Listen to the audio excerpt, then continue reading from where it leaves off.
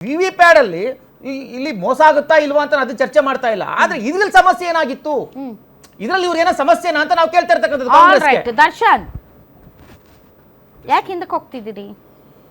ಹಿಂದೆ ಇಲ್ಲ ಮೇಡಮ್, ನೀವು ಮುಂದೆನೇ ಇದೀವಿ ಮೇಡಮ್. ಅಲ್ಲ ನೀವಲ್ಲ ರೀ, ಎಲೆಕ್ಷನ್ ವಿಧಾನ ಮಷಿನ್ಗಳಲ್ಲಿ 20-30 ವರ್ಷ ನಾವು ಬಳಸಿದೀವಿ, ಈಗ ಮತ್ತೆ ನಾವು ಬ್ಯಾಲೆಟ್ ಪೇಪರ್ ಅಂತ ಅಂತಾರೆ, ಹಿಂದಕ್ಕೆ ಹೋಗ್ತಾ ಇದೀವಿ ನಾವು ಅಂತ. Ballot is more power than bullet ಅನ್ನುವಂಥ ನಾಣ್ಣುಡಿನೇ ನಾವು ಕೇಳಿದೀವಿ ಮೇಡಮ್. 2004 ಇವಿಎಂ ಬರೋಕ್ಕಿಂತ ಮುಂಚೆ ಸರ್, ಇವಾಗಲೂ ನಾವು ಇವಿಎಂ ಬರೋಕ್ಕಿಂತ ಮುಂಚೆ ಇದ್ದದ್ದು. ಇವಾಗ ಬ್ಯಾಲೆಟ್ ಪೇಪರ್ ಅಲ್ಲಿ ಮಾಡಬೇಕು ಅನ್ನುವಂತ ಒಂದು ನಿರ್ಧಾರವನ್ನ ಎಲೆಕ್ಷನ್ ಬರಲ್ನ ಅಲ್ಲ ಅದನ್ನು ಅಳಿಸುವಂಥದ್ದಕ್ಕೆ ಏನೇನು ತಂತ್ರಜ್ಞಾನ ಬೇಕು ಅದೆಲ್ಲ ಬಂದಿದೆ. ಮಹಾರಾಷ್ಟ್ರದಲ್ಲಿ ಮೊನ್ನೆನೂ ನಾವು ನೋಡಿದ್ದೀವಿ, ಅದು ಫಾರಿನಿಂದ ತರಿಸುವಂಥದ್ದು, ಓಟ್ ಹಾಕಿ 2 ನಿಮಿಷಕ್ಕೆ ಹಿಂಗೆ ಒರೆಸ್ಕೊಂಡು ಮತ್ತೆ ಇನ್ನೊಂದು ಕಡೆ ಹೋಗಿ ಓಟ್ ಹಾಕುವಂಥ ಚಾಕಚಕ್ಯತೆಯನ್ನು ಭಾಳ ಚೆನ್ನಾಗಿ ಅಳವಡಿಸ್ಕೊಂಡಿದ್ದಾರೆ ಈ ದೇಶದಲ್ಲಿ ಅನ್ನುವಂಥದ್ದು ಒಂದು ಸತ್ಯ. ಮತ್ತೆ ಮೊನ್ನೆ ನಡೆದಂಥ ಮತಪತ್ರಗಳಲ್ಲೂ ಮಾಡ್ಬೋದು, ಅದಕ್ಕೂ ಅದೇ ಮಾನದಂಡ ಅಲ್ಲ ಹೇಳಿದ್ದು ತಂತ್ರಜ್ಞಾನ ನಾವು ಏನು EVM ನ ಇಂಟ್ರೊಡ್ಯೂಸ್ ಮಾಡಿ ಎಲ್ಲದೂ ಸರಿಯಾಗಿ ನಡೀತಾ ಇದೆ ಮಾಡಿದ್ದು ರಾಜೀವ್ ಗಾಂಧಿ ಅವರು ಮೇಡಮ್. We did it. ನಾವು ಮಾಡಿದ್ದು ಒಂದು ಒಳ್ಳೆ ನಿರ್ಧಾರವನ್ನು ತೆಗೆದುಕೊಂಡಾಗ ಅದರಿಂದ ಒಳ್ಳೇದಾದ್ರೆ ಅಂದರೆ ಯಾವುದೇ ಒಂದು ಪಕ್ಷಗಳಿಗೆ ಸೋಲು ಗೆಲುವು ಪ್ರಜಾಪ್ರಭುತ್ವ ವ್ಯವಸ್ಥೆಯಲ್ಲಿ ಇರುವಂಥದ್ದೇ. ನಾವು ಸೋಲನ್ನು ಸ್ವೀಕಾರ ಮಾಡ್ತೀವಿ, ಗೆಲುವನ್ನು ಸ್ವೀಕಾರ ಮಾಡ್ತೀವಿ. ಆದರೆ ಸೋಲೋನು ಗೆಲ್ಲಬಾರ್ದು, ಗೆಲ್ಲೋನು ಸೋಲ್ಬಾರ್ದು, ಬದುಕಿರೋನು ಸಾಯ್ಬಾರ್ದು, ಸತ್ತೋನು ಬದುಕಬಾರ್ದು. ಇದು ಪ್ರಾಕೃತಿಕ ನಿಯಮ ಇರ್ತಕ್ಕಂಥದ್ದು. ಆದರೆ ಎಲ್ಲಿ ಗೆದ್ದಿದ್ದಾನೆ ಹೇಳಿ, ಗೆದ್ದವನು ಎಲ್ಲಿ ಸೋತಿದ್ದಾನೆ ಹೇಳಿ ಮೇಡಮ್? ಎಲೆಕ್ಷನ್ ನಡೆದು 2.5 ವರ್ಷ ಆಯ್ತು ಹೇಳಿ. ನಾನು 2 ವರ್ಷ ವಿಧಾನಸಭಾ ಚುನಾವಣೆ ಆಯ್ತು 2023ರಲ್ಲಿ. ಮಾದೇವಪುರದಲ್ಲಿ ಯಾರು ಗೆಲ್ಬೇಕಾಗಿತ್ತು ಪ್ರಕಾರ? ಅಲ್ಲಲ್ಲ, ಮಾದೇವಪುರ ಆ ವೋಟ್ ಚೋರಿಯಿಂದ ಲಕ್ಷದ ವೋಟ್ ಚೋರಿ ಬೇರೆ, ವೋಟ್ ಚೋರಿ ಬೇರೆ, ಎಲ್ಲ ಅಲ್ಲೇ ಇರೋದು. ಎಲ್ಲನೂ ಮಿಕ್ಸ್ ಮಾಡಬೇಡಿ. ವೋಟ್ ಚೋರಿ ಬೇರೆ, ವೋಟ್ ಚೋರಿ ಬೇರೆ, ಇವಿಎಂ ಮಷಿನ್ ಬೇರೆ, ಒಂದಕ್ಕೊಂದು ಲಿಂಕ್ ಮಾಡಬೇಡಿ. ಆಯ್ತು ಮೇಡಮ್, ಒಂದು 5 ನಿಮಿಷ. ಇವಿಎಂ ಮಷಿನ್ ನಲ್ಲಿ ತೊಂದರೆಯಾಗಿ ಯಾವ ಅಭ್ಯರ್ಥಿ ಸೋತಿದ್ದಾನೆ? Give me one example. Madam ಕರ್ನಾಟಕದ ಕೊಡಿ ಮೇಡಮ್, ಮಾತಾಡಕ್ ಬಿಡಿ ಪ್ಲೀಸ್. ಮೇಡಮ್, ಇವತ್ತು EVM ಇಂದ ನಮಗೆ ಸೀಟ್ಗಳು ಏನಿಲ್ಲ ಅಂದ್ರೂ 155 ಮೇಲೆ ಬರುವಂಥ ನಿರೀಕ್ಷೆ ಇತ್ತು. ಈ ಲೋಕಸಭಾ ಚುನಾವಣೆಯಲ್ಲಿ ನಾವೇನಿಲ್ಲ ಅಂತಂದ್ರೂ 20 ಕ್ಷೇತ್ರಗಳನ್ನ ಗೆಲ್ಲುವಂಥ ಖಂಡಿತವಾದಂಥ ನಿರೀಕ್ಷೆ ಇತ್ತು. ಇವತ್ತು EVM ಅನ್ನುವಂಥದ್ದು ಮ್ಯಾನ್ ಮೇಡ್ ಮಿಷನ್ನು. ಅದನ್ನು ಕಂಡಿಡಿದಂಥ ಜಪಾನ್ನಲ್ಲೇ EVMನ ಉಪಯೋಗಿಸ್ತಾ ಇಲ್ಲ. ಅಮೆರಿಕ ಅಧ್ಯಕ್ಷ ಚುನಾವಣೆಯಲ್ಲೂ EVMನ ಉಪಯೋಗಿಸ್ತಾ ಇಲ್ಲ. ನಮ್ಮ ರಾಷ್ಟ್ರಪತಿ ಚುನಾವಣೆ ಆಗಿರ್ಬೋದು, ರಾಜ್ಯಸಭಾ ಚುನಾವಣೆ ಆಗಿರ್ಬೋದು, MLC ಚುನಾವಣೆ ಆಗಿರ್ಬೋದು, ಪಂಚಾಯತಿಗಳು, TP ಮತ್ತಿನ್ನೊಂದೆಲ್ಲದೂ ಸಮೇತ ಬ್ಯಾಲೆಟ್ ಪೇಪರ್ಲೇ ನಡೀತಾ ಇರೋದು. ಇವತ್ತು ಚುನಾವಣಾ ಆಯೋಗ, ಸರ್ಕಾರ ಅಲ್ಲ, ಚುನಾವಣಾ ಆಯೋಗ ಅದೊಂದು ನಿರ್ಧಾರವನ್ನು ತಗೊಂಡಿದ್ದಾರೆ. ಸರ್ವೋಚ್ಚ ಸುಪ್ರೀಂ ಕೋರ್ಟಲ್ಲೂ ಇದಕ್ಕೆ ಯಾವುದೇ ರೀತಿಯಾದಂಥ ಅಭ್ಯಂತರಗಳಿಲ್ಲ. ಯಾವುದ್ರಲ್ಲಿ ಬೇಕಿದ್ರೆ ನಡೆಸಬಹುದು. ನಾವು ಈ ಬಾರಿ ಏನು ಬ್ಯಾಲೆಟ್ ಪೇಪರ್ನಲ್ಲಿ ನಡೆಸಬಹುದು. ದರ್ಶನ್ ಸುಮ್ಮನೆ ಬಾಯಿ ಮಾತಿಗೆ ಜಪಾನ್ ಉಪಯೋಗಿಸ್ತಾ ಇಲ್ಲ, ಅಮೆರಿಕ ಉಪಯೋಗಿಸ್ತಾ ಇಲ್ಲ, ಅದಕ್ಕೆ ನಾವು ಉಪಯೋಗಿಸಲ್ಲ ಅಲ್ಲ, ಅಲ್ಲಿ ಉಪಯೋಗಿಸದೆ ಇರುವಾಗಲೇ ನಾವು ಇಂಟ್ರೊಡ್ಯೂಸ್ ಮಾಡಿದ್ವಿ, ಅದನ್ನು ಬಳಸ್ತಾ ಇದ್ದೀವಿ. ಈ ಹಿಂದೆ ಚುನಾವಣಾ ಅಕ್ರಮಗಳಾಗ್ತವೆ EVM ಮಷಿನ್ಗಳಿಂದ ಅಂತ ಸುಪ್ರೀಂ ಕೋರ್ಟ್ವರೆಗೂ ಹೋದಾಗ ಇಲ್ಲ, ಚುನಾವಣಾ ಅಕ್ರಮಗಳು EVM ಮಷಿನಿಂದ ಆಗಿಲ್ಲ ಅನ್ನುವಂಥ ತೀರ್ಪುಗಳೇ ಬಂದವು.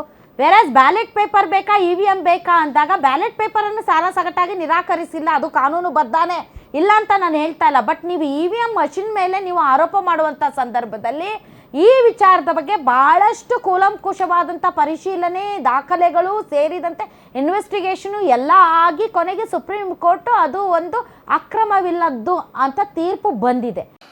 ಈಗಿನ ಕಾಲದಲ್ಲಿ ಪ್ರತಿಯೊಬ್ಬರು ಕೆಮಿಕಲ್ ಮಿಶ್ರಣ ಆಹಾರ ತಿಂದು BP ಶುಗರ್ ಬಂತು ಅಂತ ಚಿಂತೆ ಮಾಡ್ತಾರೆ.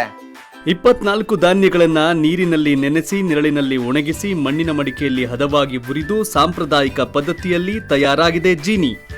BP ಶುಗರ್ ದೂರ ಆಗ್ಬೇಕು ಅಂದ್ರೆ ಪ್ರತಿದಿನ ಜೀನಿ ಕುಡಿಯಿರಿ. ಹೀಗಾಗಿ ಇಲ್ಲಿ ಸ್ಟುಡಿಯೋದಲ್ಲಿ ಕುತ್ಕೊಂಡು ಅದು ಹಂಗಾಗಿದೆ ಹಿಂಗಾಗಿದೆ ಅಂತ ಹೇಳೋದು ಇಟ್ ಡಸಂಟ್ ಹೋಲ್ಡ್ ಗುಡ್ ಅಷ್ಟೇ. ಇನ್ನೊಂದು ಮೇಡಮ್, ಇವಾಗ ನೀವು ಮೊದಲು ಮಾತಾಡ್ತಾನು ಒಂದು ವಿಚಾರ ಹೇಳಿದ್ರಿ, 83% ಏನೋ ಸರ್ವೆ ಅಂತ ಅಂದ್ರಿ. ನಾವು ವೋಟ್ ಚೋರಿ ವಿಚಾರದಲ್ಲಿ ಸಿಗ್ನೇಚರ್ ಕ್ಯಾಂಪೇನ್ ಮಾಡಿದಾಗ 1,40,00,000 ಜನ ಸಿಗ್ನೇಚರ್ ಮಾಡಿದಾರಲ್ಲ, ಯಾರ್ಯಾರ ಮನೆಗೆ ಹೋಗಿ ಇವರು ಕ್ಯಾಂಪೇನ್ ಮಾಡಿದ್ದಾರೆ? ಏನೊಂದು 5,000 ಸ್ಯಾಂಪಲ್ ತಗೊಂಡು ಇಡೀ ಕರ್ನಾಟಕ ರಾಜ್ಯ 83% ಜನ ಹೇಳಿದ್ದಾರೆ ಅಂತಂದ್ರೆ ಜನರನ್ನ ಮೂರ್ಖರು ಮಾಡೋದು, ದಡ್ಡರು ಮಾಡುವಂಥದ್ದು ಅಲ್ಲ. ಮತ್ತು ಇನ್ನೊಂದು ಮೇಡಮ್, ನಾನು ಹೇಳಿದೆ it's a man made mission. Gyanesh Kumar ಅವರು ಮಾಧ್ಯಮದ ಮುಂದೆ ಮಾತಾಡ್ತಾ ಹೇಳ್ತಾರೆ, ನಾವು ಯಾವುದೇ ದಾಖಲಾತಿಗಳನ್ನ ಕೊಡೋದಕ್ಕೆ ಆಗುದಿಲ್ಲ, ಅದು ವಿ ಪ್ಯಾಡ್ದು ನೀವು ಹೇಳಿದ್ರಲ್ವಾ CCTV ಫೋಟೇಜ್ಗಳನ್ನ ನಾವು ಕೊಡ್ಲಿಕ್ಕೆ ಹೋಗೋದಿಲ್ಲ, ಎಲ್ಲ ಅಳಿಸ್ತಾ ಇದೀವಿ ಅಂತೇಳಿ.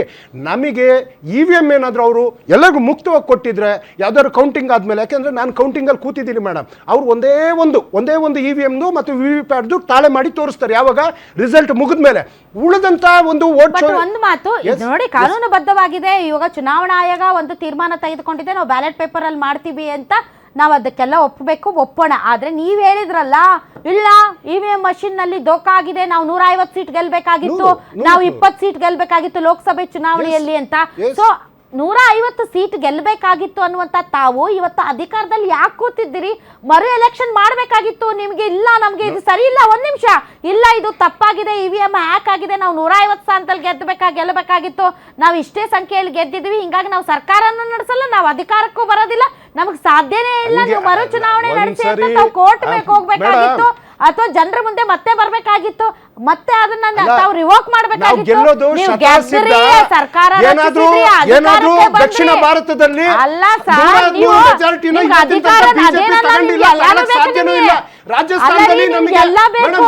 ಮಾಧ್ಯಮಗಳಲ್ಲ ಸರ್, ನೀವ್ ಹೇಳ್ತೀರ, ನಾನು ಹೇಳ್ತಾ ಇದ್ದೀನಿ. ಇವತ್ತು ರಾಜಸ್ಥಾನದಲ್ಲಿ ನಾವು ಅಧಿಕಾರಕ್ಕೆ ಬರಬೇಕಿತ್ತು, ಬಿಹಾರದಲ್ಲಿ ಅವಕಾಶ ಇತ್ತು,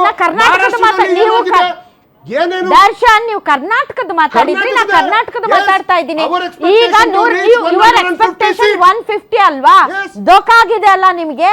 ನೀವ್ ಯಾಕೆ ಅಧಿಕಾರಕ್ಕೆ ಬಂದು ಸಗಟಾಗಿ ತಿರಸ್ಕಾರ ಮಾಡಿ ನೀವು ಚುನಾವಣೆ ಮಾಡಿದ್ರು ಸಮೇತ 179 ಸೀಟ್ ಗೆಲ್ತೀವಿ ಮೇಡಮ್. ಏನ್ ಮಾತಾಡ್ತಿದ್ದೀರಿ ನೀವು? ಪ್ರಾಕ್ಟಿಕಲ್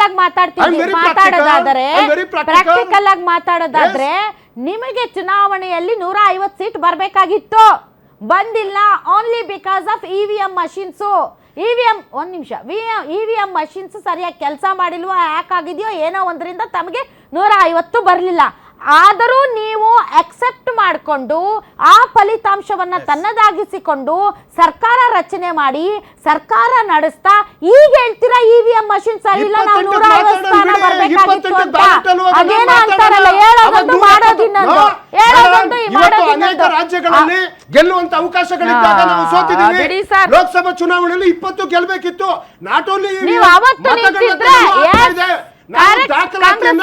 ಜನರ ಮುಂದೆ ಇಟ್ಟಿದ್ದೀವಿ. ನಿಮಗೆ EVM ಮಷಿನ್ ಅಲ್ಲಿ ಬಂದಂತಹ ನಿಮ್ಮ ಪರವಾದಂತಹ ಚುನಾವಣೆಯ ಫಲಿತಾಂಶನೂ ಬೇಕು. ಇನ್ನೊಂದು ಕಡೆ ಅದಕ್ಕೂ ಲಿಂಕ್ ಮಾಡಿ ನಮ್ 150 ಬರ್ಬೇಕಾಗಿತ್ತು ಅಂತ ಜನರ ಮುಂದೆ ಸುಮ್ನೆ ಮಾತಾಡಕ್ಕೂ ಬೇಕು. ಐದರ್ ನೀವು ನಿಮ್ಗೆ ಅಕ್ರಮ ಆಗಿದ್ಯಾ, ಡೋಂಟ್ ಅಕ್ಸೆಪ್ಟ್ ಇಟ್. ಅಕ್ರಮ ಆಗಿದೆ, ಆಗಲ್ಲ, ನಾವು ಈ ಫಲಿತಾಂಶನ ನಾವು ಯಾವುದೇ ಕಾರಣಕ್ಕೂ ನಾವು ಇದಕ್ಕೆ ಸಹಮತಿ ಇಲ್ಲ, ನಾವು ಅಕ್ಸೆಪ್ಟ್ ಮಾಡಲ್ಲ ಅಂತ ನಿಂತ್ಕೋಬೇಕಾಗಿತ್ತು. ಎಲ್ಲ ಅಧಿಕಾರ ಪಡೆದು ಎಲ್ಲ ರಾಜ್ಯಭಾರ ಮಾಡಿ ಈಗ 2.5 ವರ್ಷ ಆದ್ಮೇಲೆ 150 ಬರ್ಬೇಕಾಗಿತ್ತು ಅಂತ ಪ್ರದೀಪ್ ಮಹಾರಾಷ್ಟ್ರದಲ್ಲಿ ಇರಬೇಕಿತ್ತು. ಮೋಸ ವಂಚನೆಯನ್ನ ಇಡೀ ದೇಶದ ಜನ ಅದಕ್ಕೆ ಹೋರಾಟ ಮಾಡ್ತಾ ಇದೀವಿ.